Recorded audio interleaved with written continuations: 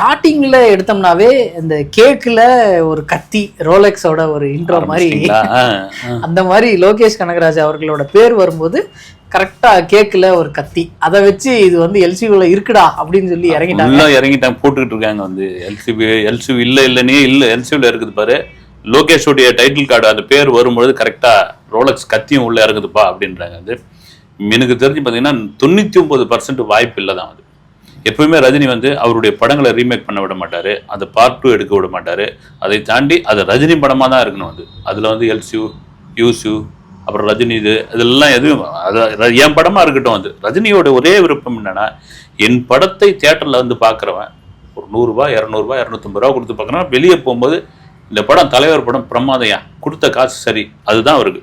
வாங்கின டிஸ்ட்ரிபியூட்டர் போட்ட தியேட்டருக்காரங்க நமக்கு லாபங்க, இதை காலகாலமா கடைபிடிச்சிட்டு வருது ரஜினி. அதனால வந்து இதெல்லாம் சேர்த்து எதையும் கொலாப்ஸ் பண்ணிட்டாதீங்க அப்படின்ற ஒரு விஷயம் இருக்கு.